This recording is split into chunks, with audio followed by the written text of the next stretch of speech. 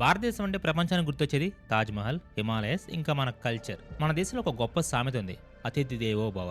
అంటే గెస్ట్ అనేవాడు గాడ్‌తో సమానం అని. విదేశాల నుంచి వచ్చే టూరిస్టులు మన దేశాన్ని నమ్మి, మనల్ని నమ్మి వస్తారు. కానీ ఆ నమ్మకాన్ని, ఆ సాంప్రదాయాన్ని కొందరు మాన్స్టర్స్ మంట గలిపారు. కర్ణాటకలోని హంపి ఒక యుఎన్ఈఎస్సీఓ వరల్డ్ హెరిటేజ్ సైట్. అక్కడ రాళ్ళు చరిత్ర చెప్తాయంటారు. కానీ మార్చి 2025లో ఆ రాళ్ళు ఒక ఘోరమైన క్రైమ్‌ని మోగ సాక్ష్యాలుగా మిగిలిపోయాయి. అది ఒక సాధారణ సాయంత్రం. ఆకాశంలో స్టార్స్ మెరుస్తున్నాయి. తుంగభద్ర కెనాల్ పక్కన గిటార్ వాయిస్తూ పాటలు పాడుకుంటూ 5గురు స్నేహితులైతే ఎంజాయ్ చేస్తున్నారు. వాళ్ళలో ఒకరు ఇజ్రాయెల్ టూరిస్ట్, ఒకరు అమెరికన్, మిగిలిన వాళ్ళు ఇండియన్స్. వాళ్ళు అనుకుంది అది పీస్ఫుల్ నైట్ అని. కానీ ఆ చీకట్లోంచి ముగ్గురు ప్రిడేటర్స్ వాళ్ళని గమనిస్తున్నారని వాళ్ళకి తెలియదు. ఆ రాత్రి అక్కడ జరిగింది కేవలం క్రైమ్ కాదు, అదొక నైట్ మేర్. ఒక ఇజ్రాయెల్ ఉమెన్ని, ఒక ఇండియన్ ఉమెన్ని అత్యంత దారుణంగా గ్యాంగ్ రేప్ చేసి వారి ఫ్రెండ్ ని మర్డర్ చేసిన ఘటన రెండు దేశాలని షేక్ చేసింది. అండ్ ఈ ఇన్సిడెంట్ జరిగి ఎంతో కాలం కాలేదు, కానీ సిస్టమ్ చాలా ఫాస్ట్ గా రియాక్ట్ అయ్యింది. పోలీస్ ఇన్వెస్టిగేషన్ కూడా మెరుపు వేగంతో జరిగింది. మొన్నటికి మొన్న ఫిబ్రవరి 16న 2026 కర్ణాటక కోర్టు ఒక సంచలన తీర్పు అయితే చెప్పింది. ఆ ముగ్గురు కామందులకు డెత్ పెనాల్టీ విధించింది. సాధారణంగా మన కోర్టులో జస్టిస్ ఆలస్యం అవుతుందని ఒక బ్యాడ్ నేమ్ కూడా ఉంది. కానీ ఈ కేసులో జడ్జి సదానంద నాగప్ప నాయక్ గారు ఎందుకు ఇంత సీరియస్ డెసిషన్ తీసుకున్నారు? అసలు ఆ రోజు హంపీలో ఐసోలేటెడ్ ప్లేస్ లో ఏం జరిగింది? ఇది కేవలం ఒక క్రైమ్ కాదు, ఇది ఇండియా యొక్క ఇమేజ్ మీద పడిన ఒక మచ్చ. ఈ రోజు మనం డీకోడ్ చేయబోయేది హంపీ అందాల వెనక జరిగిన ఒక బ్లడ్ బాత్ గురించి. Get ready, justice has been served. Let's decode the Hampi horror. Vijayanagara సామ్రాజ్యానికి రాజధాని. తుంగభద్ర నది ఒడ్డున ఉన్న ఈ ప్రదేశం ఫారినర్స్ కి ఒక హెవెన్ లాంటిది. ముఖ్యంగా నది అవతల వైపు ఉన్న సనాపూర్ లేక్ ఇంకా వీరపాపూర్ గడ్డిని అందరూ హిప్పీ ఐలాండ్ అని పిలుస్తారు. అక్కడ గ్రీనరీ ఉంటుంది, హిల్స్ ఉంటాయి, పీస్ గా ఉంటుంది. ఇజ్రాయెల్ టూరిస్టులకి ఇది చాలా ఫేవరెట్ స్పాట్ అనమాట. వాళ్ళు మిలిటరీ సర్వీస్ పూర్తి చేసుకున్నాక పీస్ కోసం ఇండియా వస్తూ ఉంటారు. కానీ మార్చి 6, 2025 ఒక 27 ఏళ్ల ఇజ్రాయెల్ ఉమెన్ ఇంకా ఆమె friend Daniel Peters 23 years USA నుంచి హంపీని విజిట్ చేయడానికి వచ్చారు. వాళ్ళు ఒక లోకల్ హోమ్ స్టేలో దిగారు. ఆ హోమ్ స్టే ఓనర్ అయిన 29 ఏళ్ల ఇండియన్ ఉమెన్ వారికి గైడ్గా మారింది. ఆ సాయంత్రం వాళ్ళు సనాపూర్ లేక్ దగ్గర స్ట్రాక్టింగ్ అంటే నక్షత్రాలు చూడడం కోసం ప్లాన్ చేసుకున్నారు. వాళ్ళతో పాటు విప్షా కుమార్ 20 ఏళ్ల అబ్బాయి ఒడిశా అతను, ఇంకా పంకజ్ పాటి 42 ఇయర్స్ మహారాష్ట్ర అతను అండ్ మరో 2 టూరిస్టులు కూడా జాయిన్ అయ్యారు. మొత్తం 5గురు. వాళ్ళు తుంగభద్ర లెఫ్ట్ బ్యాంక్ కెనాల్ దగ్గర కూర్చొని గిటార్ వాయిస్తూ నేచర్ని ఎంజాయ్ చేస్తున్నారు. అది మెయిన్ టవర్కి 4 కిలోమీటర్స్ దూరం ఉన్న ఐసోలేటెడ్ స్పాట్ అనమాట. చుట్టూ ఎవరూ లేరు, కేవలం నీళ్ళ శబ్దం. వాళ్ళ పాటలు మాత్రమే ఉన్నాయి. కానీ ఆ పీస్ ఎంతోసేపు నిలవలేదు. నైట్ 10 దాటింది. దూరం నుంచి ఒక మోటార్ సైకిల్ శబ్దం అయితే వినిపించింది. ముగ్గురు లోకల్ యూత్ బైక్ మీద వచ్చారు. వాళ్ళ పేర్లు మల్లేష్ 22 ఇయర్స్, సాయి 21 ఇయర్స్ మరియు శరణప్ప 27 ఇయర్స్. వాళ్ళు ఆ టూరిస్టుల దగ్గరికి వచ్చారు. మొదట వాళ్ళు చాలా ఇన్నోసెంట్గా యాక్ట్ చేశారు. పెట్రోల్ బంక్ ఎక్కడ ఉంది, మా బండిలో పెట్రోల్ అయిపోయిందని అడిగారు. టూరిస్ట్ వాళ్ళకి రూట్ చూపించారు, కానీ వాళ్ళు వెళ్ళలేదు. ఆ ముగ్గురు కూడా ఆల్కహాల్ మత్తులో ఉన్నారు. వాళ్ళ కళ్ళు ఆ ఫారినర్స్ దగ్గర ఉన్న గ్యాడ్జెట్స్ మీద మరియు ఇంకా 2 ఉమెన్ మీద పడ్డాయి. పెట్రోల్ అడిగిన వాళ్లే సడన్ గా మనీ ఇవ్వడని డిమాండ్ చేశారు. టూరిస్టులు దానికి ఒప్పుకోవాలా, మా దగ్గర క్యాష్ లేదు, వెళ్ళనని చెప్పారు. మాట పెరిగింది. ఆ ముగ్గురు కూడా 5 టూరిస్టులని సరౌండ్ చేశారు. వాళ్ళ దగ్గర ఉన్న కత్తులు ఇంకా స్టోన్స్ ని బయటికి తీశారు. అప్పుడు అర్థమైంది ఆ టూరిస్టులకి తాము ఎంత పెద్ద డేంజర్లో ఉన్నామో అని. కోర్టులో పోలీసులు సబ్మిట్ చేసిన ఛార్జ్ షీట్ ప్రకారం అయితే ఆ రాత్రి జరిగింది కేవలం క్రైమ్ మాత్రమే కాదు, అదొక క్రూయాలిటీ.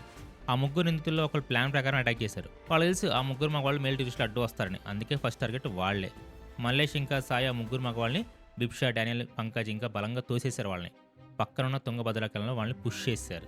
ఆ కెనాల్లో వాటర్ ఫ్లో చాలా ఫోర్స్గా ఉంది. డానియల్ ఇంకా పంకజ్ ఎలాగోలా ఈదుకుంటూ ఒడ్డుకైతే చేయడానికి ట్రై చేశారు. కానీ బిప్షాకి స్విమ్మింగ్ రాదు. అతను హెల్ప్ అని అరుస్తున్న నీళ్ళలోనే మునిగిపోయాడు. అతని అరుపులు ఆ నీటి శబ్దంలోనే కలిసిపోయాయి. ఇక నది ఒడ్డున మిగిలింది ఆ 2 మహిళలు మాత్రమే, ఇజ్రాయెల్ టూరిస్ట్ ఇంకా హోమ్ స్టే ఓనర్. వాళ్ళు భయంతో వణిగిపోతున్నారు. ప్లీజ్ లీవ్ అస్ అని ఏడ్చారు. కానీ రాక్షసులకు అది వినిపించలేదు. వాళ్ళు ఆ 2 మహిళల్ని పక్కనున్న పొదల్లోకి లాక్కెళ్లారు. అక్కడ వాళ్ళు చేసిన పనిని తలుచుకుంటే హ్యూమానిటీ అనే సిగ్గుపడుతుంది. 2 మహిళల్ని గ్యాంగ్ రేప్ చేశారు. వాళ్ళు ఎదిరిస్తుంటే రాళ్లతో కొట్టారు. ఆ ఇండియన్ ఉమెన్ ని స్ట్రాంగిల్ని గొంతుల నుంచి చంపడానికి ట్రై చేశారు. ఇజ్రాయెల్ ఉమెన్ ని బ్రూటల్ గా అసాల్ట్ చేశారు. అండ్ నేరం చేశాక కూడా వాళ్ళ మహిళల దగ్గర ఉన్న మొబైల్ ఫోన్స్, 9500 క్యాష్ దొంగిలించి వాళ్ళని అక్కడే వదిలేసి బైక్ మీద పారిపోయారు. ఆ రక్తపు మడుగులో బట్టలు చిరిగిపోయిన స్థితిలో ఆ 2 మహిళలు ఎంత నరకం చూశారో మనం ఊహించలేం. ఎలాగోలా 2 మహిళలు అయితే మెయిన్ రోడ్ మీద వైపు పాకుతూ వచ్చారు. అడ్డుకు వెళ్తున్న కొందరు లోకల్స్ వాళ్ళని చూసి పోలీసులకు ఇన్ఫార్మ్ చేశారు. పోలీసులు వెంటనే స్పాట్కి అయితే వచ్చారు. ఆ మహిళని హాస్పిటల్కి అయితే పంపించారు. డానియల్ మరియు ఇంకో పంకజ్ కూడా గాయాలతో బయటపడ్డారు. కానీ విప్షా కనిపించలేదు. పోలీసులు ఇంకా ఫైర్ డిపార్ట్మెంట్ వాళ్ళు రాత్రంతా అయితే గాలించారు. మరుసటి రోజు ఉదయం కెనాల్లో కొన్ని కిలోమీటర్ల దూరంలో విప్షా శవం అయితే దొరికింది. అది మర్డర్ కేసుగా మారింది. విషయం ఇంటర్నేషనల్ మీడియాకి అయితే తెలిసింది. Jerusalem post, times of Israel లాంటి పత్రికలు దీని గురించి రాశాయి. India is unsafe for tourist అనే హెడ్లైన్స్ వచ్చాయి. కర్ణాటక గవర్నమెంట్ మీద విపరీతమైన ప్రెషర్ పడింది. ఎస్పీ రామ్ అరసిద్దిగా స్వయంగా రంగంలో దిగారు. కొప్పల్ పోలీసు ఈ కేసును ఒక ఛాలెంజ్ గా తీసుకున్నారు. 6 స్పెషల్ టీమ్స్ని అయితే ఫామ్ చేశారు, కానీ అక్కడ సీసీటీవీ కెమెరాస్ లేవు. అదొక ఫారెస్ట్ ఏరియా. నిందితులు ఎలా పట్టుకోవాలి? పోలీసులకి సైంటిఫిక్ ఇన్వెస్టిగేషన్ అయితే నమ్ముకున్నారు. ఇక టెక్నికల్ ఎవిడెన్స్. ఆ టైంలో ఏరియాలో యాక్టివ్గా ఉన్న మొబైల్ ఫోన్స్ నెంబర్స్ని డంప్ చేశారు. అందులో ఈ 3 నెంబర్స్ ట్రేస్ అయ్యాయి. Next human intelligence. Local shepherd's ఇంకా గైడ్స్ ఇచ్చిన ఇన్ఫర్మేషన్ ప్రకారం 3 లోకల్ యూత్ ఆ రోజు సాయంత్రం ఆ వైపు వెళ్లారని తెలిసింది. And next the arrest. Crime జరిగిన 24 అవర్స్ లోపే మల్లేష్ ఇంకా సాయిని అయితే పోలీసులు అరెస్ట్ చేశారు. కానీ శరణప్ప మాత్రం పారిపోయాడు. వాడు తమిళనాడులో దాక్కున్నాడు. పోలీస్ టీం అక్కడ కూడా వెళ్ళి వాడిని పట్టుకుంది. అండ్ పోలీసులు సేకరించిన ఎవిడెన్స్ కూడా చాలా స్ట్రాంగ్గా ఉంది. నిందితుల బట్టల మీద ఉన్న బ్లడ్ స్టెయిన్స్, విక్టిమ్ శరీరం మీద దొరికిన DNA శాంపిల్స్ అన్ని నిందితుల DNAతో మ్యాచ్ అయ్యాయి. పోలీసులు మొత్తం 101 విట్నెస్ని ఎగ్జామిన్ చేశారు. 84 మెటీరియల్ ఆబ్జెక్ట్స్ని ఎవిడెన్స్ని కోర్టు ముందు ఉంచారు. అసలు ఈ 3 ఎవరు? ప్రొఫెషనల్ క్రిమినల్సా? మల్లేష్ అలియాస్ హందీమాల్లా 22 ఇయర్స్. ఇతను గంగావతి లోకల్. చదువు మానేసి తిరుగుతుంటాడు. ఆల్కహాల్కి ఎడిక్ట్ అనమాట. Next Sai alias Chaitanya Sai 21 years. ఇతను కూడా అంతే, చిన్న చిన్న దొంగతనాలు చేసేవాడు. శరణప్ప 27 ఇయర్స్. వీళ్ళలో పెద్దవాడు. ఇతనే మాస్టర్ మైండ్ అని పోలీసులు అనుమానిస్తున్నారు. వీళ్ళకి క్రైమ్ హిస్టరీ పెద్దగా లేదు, కానీ ఆ రోజు ఆల్కహాల్ ఇంకా లస్ట్ వాళ్ళని యానిమల్గా మార్చేశాయి. కానీ వాళ్ళు కోర్టులో నిలబడినప్పుడు కూడా వాళ్ళ ముఖంలో కొంచెం కూడా పశ్చాత్తాపం అయితే లేదు. కేసు అయితే కోర్టుకు వచ్చింది. గంగావతిలోని first additional district and sessions కోర్టులో విచారణ జరిగింది. పబ్లిక్ ప్రాసిక్యూటర్ చాలా స్ట్రాంగ్గా వాదించారు. ఇది రేరెస్ట్ ఆఫ్ రేర్ కేసు అని. నిందితులు చూపించిన క్రూరత్వం మనుషులు చేసేది కాదు. వాళ్ళు ఒకరిని చంపి మరొకరిని రేప్ చేశారు. వీళ్ళు సొసైటీకి ఒక డేంజర్ అని ఆర్గ్యుమెంట్ చేశారు. జడ్జి సదానంద నాగప్ప నాయక్ గారు ఈ కేసుని చాలా సీరియస్గా తీసుకున్నారు.